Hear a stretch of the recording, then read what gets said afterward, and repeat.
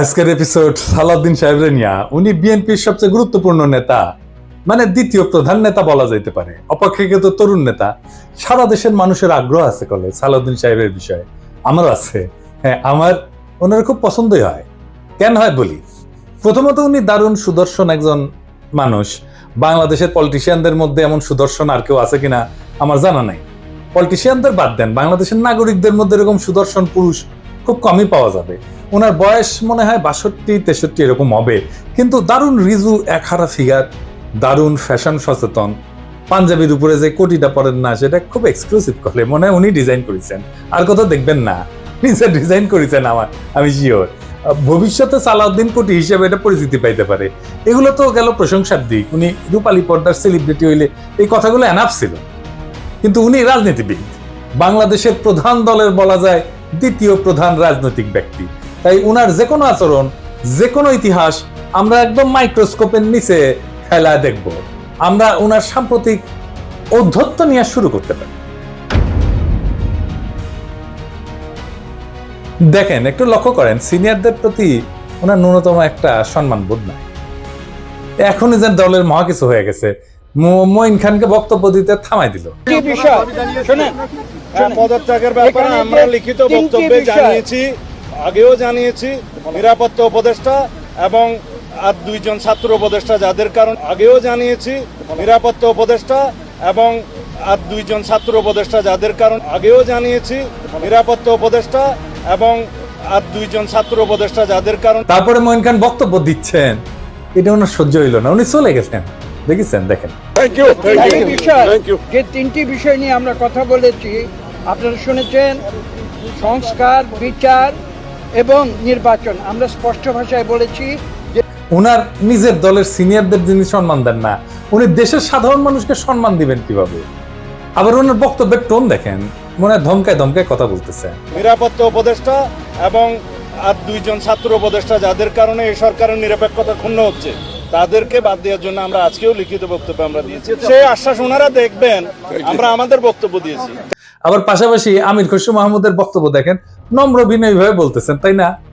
দেখেন, আমি একটু বলি, মূলত সংস্কার এবং বিচার, নির্বাচন, এই তিনটার উপর আলোচনা হয়েছে। তো সালাউদ্দিন সাহেবের টোন দেখেন, আবার দেখেন। নিরাপত্তা উপদেষ্টা এবং আর দুইজন ছাত্র উপদেষ্টা যাদের কারণে এই সরকারের নিরপেক্ষতা ক্ষুণ্ণ হচ্ছে, তাদেরকে বাদ দেওয়ার জন্য আমরা আজকেও লিখিত বক্তব্য আমরা দিয়েছি। মনে হয় ধমকাইতেছেন।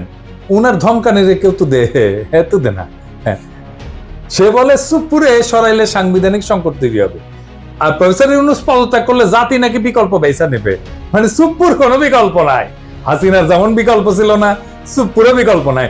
যাই হোক, এটা আওয়ামী লীগ বললে তো মানা যাইতো, এটা বিএনপি বলে যে সুপুর কোনো বিকল্প নাই। কোন লেভেলের বেদবি দেখেন। সালাউদ্দিন সাহেবকে নিয়ে কয়টা প্রশ্ন উঠছে বলে, খুব গুরুতর প্রশ্ন, যেটার জবাব ওনারে দিতেই হবে, বিএনপিকেও দিতে হবে। কারণ বিএনপি ক্ষমতায় যাইতে চায়, সরকার গঠন করতে চায়, এবং বিএনপির মুখপাত্র সালাউদ্দিন সাহেব। আলাপ উঠিছে যে সালাউদ্দিন সাহেবের পোলা এস আলমের অফিসে বসতেছে। এই ব্যাপারে সালাউদ্দিন সাহেবের বক্তব্য কি? এস আলমের সাথে সালাউদ্দিন সাহেবের সম্পর্ক কি? এটা না একটা ব্যাখ্যা দেশবাসী জানতে চাইতে পারে।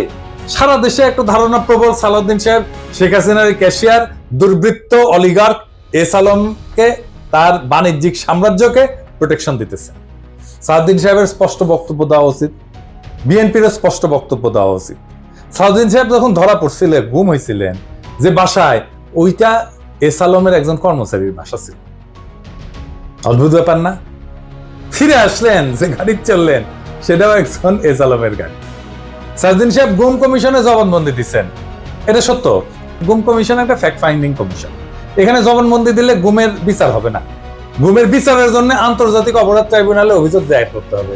সালাউদ্দিন সাহেব আন্তর্জাতিক অপরাধ ট্রাইব্যুনালে কোনো অভিযোগ জমা দেন নাই, আজকা পর্যন্ত জমা দেন নাই। এটা নিয়ে ইলিয়াস বলছিল, ইলিয়াসকে কি গালাগালি সবাই। ইলিয়াস তো ভুল বলে নাই। সালাউদ্দিন সাহেবের গুমের বিচার হোক, উনি ট্রাইব্যুনালে অভিযোগ দায়ের করেন। উনি কেন করেন নাই এখনো পর্যন্ত অভিযোগ দায়ের, এই প্রশ্ন ওনাকে করাই যায়, এবং রাজনৈতিক নেতা হিসেবে এটার জবাব ওনাকে দিতেই হবে। এবার আসি ওনার গুম হওয়ার পরের ঘটনা নিয়ে।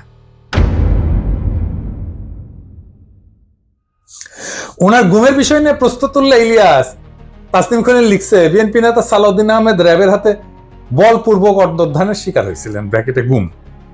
বিএসএফ এর মাধ্যমে তাকে বর্ডার ক্রস করে Indian national investigation agency NIA এর হাতে তুলে দেওয়া হয়।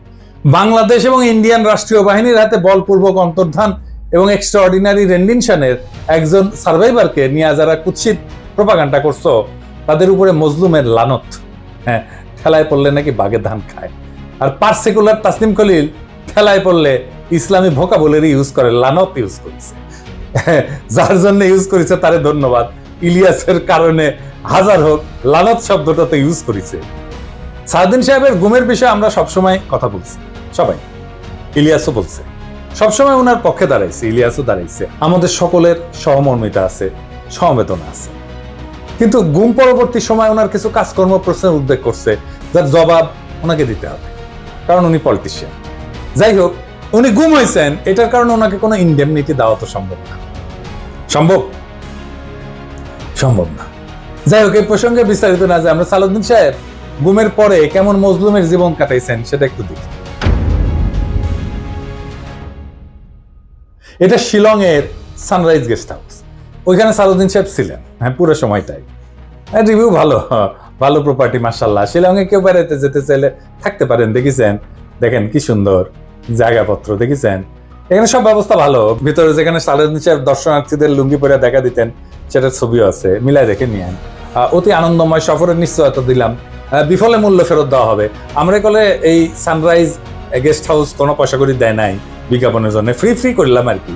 পরিবেশটা সুন্দর না, কোনো হইচে আছে? হ্যাঁ, নাই। এখানে কিন্তু পুরো সময়টাই কাটেছে। উঠিছেন মে মাসের 2015 সালে। তার 2 মাস পরে ডেইলি স্টার এই রিপোর্টটা ছাড়ে। তিনি কেমন আছেন, এটা একটা বিলাসবহুল গেস্ট হাউস, রিপোর্টেই কইছে। 4টা বেডরুম, উনি 2টা রুম ভাড়া নিছিলেন, কিন্তু থাকতেন একাই। দেখেন রিপোর্টে বলা আছে, অন্তত এই রিপোর্টে তাই বলতেছে। কিচেন আছে, খুব চমৎকার ড্রয়িং রুম আছে, ফায়ার প্লেস আছে, সবুজ লন আছে, পিসের সবুজ লন, এটা দেখে দেন। এইটা সে লাইব্রেরি আছে, বার আছে, তাতে মদ্যজাতীয় পানীয় আছে। সাদিন সাহেব একা খেলেন, হাঙ্কার দিয়েছে, খাবেন না, কিছু করলাম নাহিনি। তাইলে সাদিন সাহেব একটা কথা কই, যে সত্যেন্দ্রনাথ দত্ত আছে না, ওনার মদিরা মঙ্গল নামে একটা প্যারোডি আছে। ওই যে ডিএল রায়ের বঙ্গ আমার জননী, আমার ধাত্রী, আমার দেশ, একটা গান আছে না, ওইটা দিয়ে এটা একটা প্যারোডি বানিয়েছিলেন, মদিরা মঙ্গল। উনি কইছিলেন, মদ্য আমার, পানীয় আমার, শরাব আমার পেগ, কেন কোম্পানির নজর দিল গো, কেন হলো গো ডিউটি পেগ, মানে ডিউটি বেড়ে গেছিল। তো উনি মনের দুঃখে এই প্যারোডি লিখেছিলেন। তারপরে লিখেছেন, নিরামিষেই যকৃতটা শুধু বৈরাগী সম করিছে শেখ, রাগ্গি আমার, মাগ্গি আমার, ভাগ্যি আমার পেগ। হ্যাঁ, আপনাদের প্রিয় রঠা মানে রবি ঠাকুর, মানে বিএনপির প্রিয়। তো রবি ঠাকুরের একটা গান বলি আর কি, আপনারা নাকি রবি ঠাকুরের গানকে জাতীয় সঙ্গীত বানাইতে পারি কৃতজ্ঞ, সেজন্য ওনার একটা না বললে কেনকা করে হয়। মানে চিরকুমার সভা এরা লেখা আছে, ওরা অক্ষয় বলে একজন চরিত্র আছে, ওই গাইতেছে। ওই গাইছে কি জানেন, অভয় দাও তো বলি আমার উইস্কি, মানে ইচ্ছা, অভয় দাও তো বলি আমার উইস্কি, 100 টাকা সোডার জলে বাকি 3 পোয়া হুইস্কি। হ্যাঁ, আমাকে না একবার খাওয়ায় না সালাউদ্দিন সাহেব, 100 টাকা সোডার জলে বাকি 3 পোয়া হুইস্কি খাওয়ায়। এটা আমার উইশ থাকলো আপনার কাছে। পুরা বাংলাটা নিজে তো ভাড়া করেছিলেন, তো বাংলাদেশি টাকায় কত, 1.5 লাখ টাকা মাসে। আমার একজন পার্সোনাল অ্যাসিস্ট্যান্ট ছিল, ম্যানেজার ছিল, 2জন কেয়ারটেকার ছিল, 2জন মালি ছিল। একটা হাইলি সিকিউর্ড এরিয়া, কাছেই এয়ারফোর্সের অফিস, আর কয়া হয়েছে একটা গোয়েন্দা সংস্থার অফিস। আমরা ধারণা করি এটা রয়্যাল। কে রাখলো ওখানে ওনাকে? উনি অনুপ্রবেশের দায়ে গ্রেপ্তার হয়েছিলেন। ওনারা তো চাকরি করতেন না ইন্ডিয়াতে, উনি ইন্ডিয়াতে রাজনৈতিক আশ্রয় পান নাই। ওনারা এই সুপার ফ্যাবুলাস লাইফস্টাইলের টাকা কে দিছে? টাকা কে দিছে? উনি আয় করেন নাই, তাহলে টাকা কি বাংলাদেশ থেকে পাঠানো হয়েছে হুন্ডি করিয়া? হুন্ডি আপনি করতে পারেন, এটা অর্থ পাচার না? এইগুলো লেজিট এবং বৈধ প্রশ্ন। আপনারা বলতে হবে টাকাটা কে দিছিল, কেঙ্কা করে গেছিল। এইবার একটা চমক, বিশাল চমক, সিট বেল্ট বাইন্ধে নেন, যা দেখবেন তাতে অজ্ঞান হয়ে পড়ে যেতে পারেন সিট থেকে। কি সেই চমক? সাউদ্দিন সাহেবের সঙ্গে দেখা করতে গেছে কিছু লোক ওই শিলং এর বাংলোতে। তার মধ্যে ছবিতে ডাইন পাশে গালে হাত দিয়া বসে আছে ব্যক্তিটা কে? ব্যক্তিটা গুরুত্বপূর্ণ, কারণ সালাউদ্দিন সাহেবের সাথে সকল মিটিং এ তার উপস্থিতি দেখা যায়। সে ঠিক ওই একই চেয়ারে বসে। এইটা সাহেব আপনি দুটা ছবি পাশাপাশি দেখান না, দেখেন দুই সময়ের ছবি কলে দেখা করতে এসছে, তারাও ভিন্ন কলে। হ্যাঁ, সাউদ্দিন সাহেব এক ছবিত লুঙ্গি পরে আছে আর এক ছবিত পায়জামা পরে আছে, দেখেছেন। কিন্তু ওই বান্দা ঠিকই একই আছে ওই চেয়ারে। কে সে জন, তার নাম কি জানেন? তার নাম বিপ্লব পার্থ। চট্টগ্রামে তাকে সবাই চেনে আওয়ামী লীগের একজন লেসপেন্সার, আওয়ামী লীগের একজন কর্মী এবং ভারতীয় এজেন্ট হিসেবে। আওয়ামী লীগের 15 বছর পুরোটা সময় দাপটের সাথে জীবনযাপন করে গেছেন। ছিলেন চট্টগ্রাম মহানগর আওয়ামী লীগের সাধারণ সম্পাদক আজম নাসির উদ্দিনের অন্যতম ডাইন হাত। আজম নাসিরের অনলাইনে একটা পোর্টাল ছিল, তার নাম ছিল জয় নিউজ। জয় নিউজের সাংবাদিক হিসেবে দীর্ঘদিন কাজ করেছিল এই বিপ্লব পার্থ, মাশাআল্লাহ। কিন্তু এইসব পরিচয়ের বাইরেও তার একটা বড় পরিচয় আছে। বিপ্লব পার্থর মূল পরিচয়, সে ইসকনের চট্টগ্রাম বিভাগের মিডিয়া সেলের সমন্বয়ক। হ্যাঁ, সমন্বয়ক। এটা আবার গৌরবে ফেসবুকে ঘোষণা দিয়ে প্রচার করেছিল। চট্টগ্রামে চিন্ময় ইস্যুতে সবচেয়ে বেশি যে লোকটা সক্রিয় সেটা হইতেছে বিপ্লব পার্থ। দেখেছেন মিছিলে, দেখেছেন আজম নাসিরকে দ্বিতীয়বার চট্টগ্রাম সিটি কর্পোরেশনের মেয়র নির্বাচনের জন্য মনোনয়ন পাওয়া দেওয়ার জন্য ওই নাকি অমিত শাহর কাছে নিয়ে গেছিল আজম নাসিরকে। আওয়ামী লীগ সরকারের আমলে বিপ্লব নাকি 60 বারের বেশি ইন্ডিয়া সফর করেছে, গর্ব করে কইতো, সব জায়গায় প্রচার করতো। আর এই সমস্ত সফরের নাকি বেশিরভাগই ছিল সরকারি সফর। তার পাসপোর্ট যাচাই করা হোক, তার প্রমাণ মিলবে। ইমিগ্রেশনে খোঁজ নেন, দেখেন কয়বার গেছিল। এটা পুলিশের কাজ, গোয়েন্দা সংস্থার কাজ। কেন একজন ব্যক্তি এতবার ভারত সফরে গেল সেটা নিশ্চয়ই কারণ আছে, অনুসন্ধান করে এই রহস্য উদ্ধার করা হোক। এতদিন আওয়ামী লীগ হইলেও, এত সাজলেও আওয়ামী লীগ সাজলেও 5ই আগস্টের পর হঠাৎ কইরা রূপ বদল করে বিএনপি হয়ে গেছে। সব প্রোগ্রামে যায় বিএনপির। একসময় সাংবাদিকতা করলে এখন পুরোপুরি বেকার করলে, ওখানে কাজ করে না। তো শোনা যায় আর কি যে ওক নাকি রয় ঢুকাইছে বিএনপির মধ্যে এবং বিএনপির সমস্ত তথ্য ভারতে পাচার করার জন্য। এমন একজন বিতর্কিত সেন্সিটিভ লোক ফ্যাসিবাদী সরকারের সময় কয়েকবার দেখা করছে সালাউদ্দিন সাহেবের সাথে। কি কারণে? সালাউদ্দিন সাহেবকে তো কইতে হবে কেন সে সব মিটিং এ থাকে। 5ই আগস্টের পর বিপ্লব পার্থ শেল্টার হইতেছে, গডফাদার হইতেছে বিএনপির আরেক স্থায়ী কমিটির সদস্য আমির খসরু মাহমুদ চৌধুরী। দেখেন ওর সাথে, দেখেন খালি ঘুরে বেড়ায়। স্বীকৃত, এটা প্রকাশ্য এবং স্বীকৃত। অথচ গত 15 বছরে ছাত্র দল এবং যুব দল করা হিন্দু সম্প্রদায়ের প্রচুর লোক আছে চট্টগ্রামে, তারা কাছে ভিড়তে পারে না আমির খসরু মাহমুদের। তাদেরকে বাদ দিয়া লীগের দালাল ভারতীয় এজেন্ট বিপ্লবকে জন্মাষ্টমীর নাম দিয়া চট্টগ্রামের রাজনীতিতে থিতু করার চেষ্টায় মরিয়া খসরু এবং সালাউদ্দিন চক্র। ছবিতে দেখেন বিপ্লব পার্থ মোদির সাথে ছবি, দেখেছেন?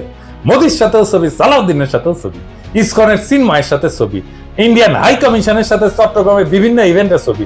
এবার বুঝেছেন তো আমির খসরু কেন অমিত শাহের সামনে জুলকাপ্পর নাম করতে যায়? কানেকশন বুঝেন? আমির খসরু, সালাউদ্দিন, ইসকন সব বরাবর। আর একটা ইস্যু আছে, সেটা হইতেছে মরাল ইস্যু। আমার স্কুলে বড় ভাই ডাক্তার ফিরোজ খুব ভালো ছাত্র ছিল। ডাক্তারি শেষ করিয়া উনার ক্যারা উঠেছিল, উনি পলিটিক্স করবেন। খালেদা জিয়ার অ্যাসাইনমেন্ট অফিসার ছিলেন, খুব দাপুটের নেতা ছিলেন বিএনপি। শুনতাম উনি নাকি দুর্নীতি করে ফাটাই ফেলিছে। তারপরে শুনি 1/11-এর পর অস্ট্রেলিয়াতে গেছে। একটা ছোট্ট ঘরে 2 মেয়ে সহ পুরা পরিবার নিয়ে থাকতেন। ওই একই ঘরে থাকা, ঘুমানো। নিজে নাইট গার্ডের চাকরি করেছেন ডাক্তার নিয়ে। হারিস চৌধুরী সিলেটের জমিদার বংশের ছেলে, রাজনীতি করে এসে সব হারিয়েছিলেন। 1/11-এর পরে থাকতেন পান্থপথে, খুবই দিনহীন ভাবে, পরিচয় লুকায়। মারাও গেছেন পরিচয় লুকায়, বেওয়ারিশ হিসাবে তাকে দাফন করা হয়েছে। নিরাপত্তার কারণে পেট চালানোর জন্য চাঁদনি চকে কাপড়ের দোকানে কর্মচারীর কাজ করতেন। সেরা পাঞ্জাবি পরতেন, রিক্সায় চড়ার পয়সা ছিল না, হাইটা যেতেন।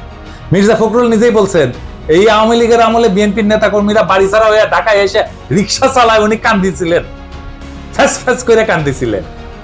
আর আপনি সালাউদ্দিন সাহেব রাজার হালে থাকেন, শিলংয়ে লজ্জা লাগে না সালাউদ্দিন সাহেব? আপনার ভারতে থাকার টাইমে সকল খরচা কিভাবে করেছেন জাতিকে জানাইবেন। ইসকনের সাথে আপনার কি সম্পর্ক সেটাও জানাবেন, জাতির এটা জানার অধিকার আছে। 1975-এ সোহরাওয়ার্দীর বডিগার্ড জয় বাংলা হয়ে যাওয়ার পরে বেশ কিছু বছর কাটাল রানী ইন্ডিয়াত ছিল। সেখান থেকে বাংলাদেশে ফিরে আমাদের উপরে স্টিম লোডার চালাইছে ফ্যাসিবাদের ছাদ দিয়ে, আবার ভারতে পালায় গেছে। অনেকে বলে হাসিনা পালায় যাওয়ার পরে সালাউদ্দিন নামের এই বিএনপির নেতাকে ভারত বাংলাদেশে পুশব্যাক করে দিছে। এতদিন আসতে পারেননি উনি, তারপরে 1 সপ্তাহ যায়নি হাসিনা পড়ছে উনারে পেটে দিল, আগে পাঠাচ্ছিল না। কাকতালীয় ভাবে জীবনের বড় একটা সময় হাসিনার চেয়েও বেশি সময় ভারতেই ছিলেন। তো এই সালাউদ্দিন সাহেব ইদানিং হাসিনার মতো উদ্ধত ভাবে কথাবার্তা বলা শুরু করেছেন। সামনে ওনাকেও সম্ভবত আমরা হাসিনার প্রতিবেশী হিসেবে ভারতে দেখতে পাবো। মাশাআল্লাহ। সালাউদ্দিন সাহেব, মানুষ আপনারা ইন্ডিয়ান মাল ভাবে, আপনি শুনেন না, কিন্তু ক্যামেরা ঠিকই শুনে। এই যে দেখেন, আপনারা কয় ইন্ডিয়ান মাল আসিছে।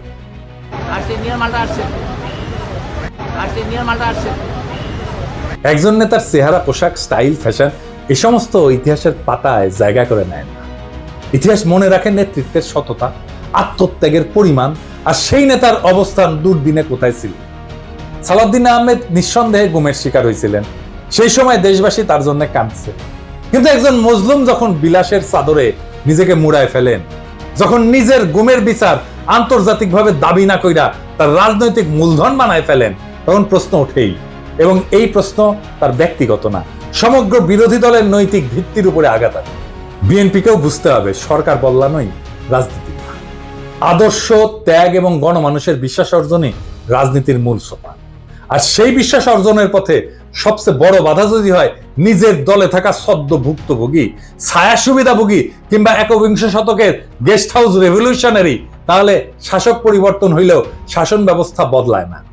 সালাউদ্দিন সাহেব, আপনি যদি সত্যি গণতন্ত্র চান, তাহলে সাংবাদিকের ধমকানো বন্ধ করেন, দলের সিনিয়রদের সম্মান করেন, জাতীয় ঐক্যের প্রতীক প্রফেসর ইউনূসকে তার যোগ্য সম্মান দেন। সম্মান নিয়ে কথা বলে। আমরা চাইলে আর একটা প্রফেসর ইউনূসের মতো ফিগার পাবো না। চাইলে বটতলার উকিল হাজারো চুপ্পু পাওয়া যাবে। এসালমের ছায়া থেকে বেড়ায় আসেন। আর সাহস থাকলে আন্তর্জাতিক অপরাধ ট্রাইব্যুনালে গিয়া বলেন, আমি গুম হয়েছিলাম, বিচার চাই। কারণ মানুষ আর একজন হাসিনা খুঁজতেছে না, তারা খুঁজতেছে এমন একজন নেতা যে প্রহসনের মুখোশ পইরা ট্র্যাজেডিকে উপহাস করে না। মানুষ ইতিহাসের পুনরাবৃত্তি চায় না, তারা ইতিহাস বদলাইতে চায়। তাই সিদ্ধান্ত আপনার সালাউদ্দিন সাহেব, আপনি ইতিহাস হবেন না আর একটা ব্যঙ্গাত্মক পুনরাবৃত্তি হবেন। আপনি বিশাল নেতা, আমরা অতি ক্ষুদ্র পিঁপড়া, কিন্তু মহাকালে যখন আমরা কেউই থাকবো না, সেই সময় এই ভিডিও থাকবে, প্রশ্নগুলো থাকবে। ইতিহাস জানবে কেউ কেউ প্রশ্ন জারি রাখছিল, কেউ কেউ সবকিছু মেনে নেয় নাই।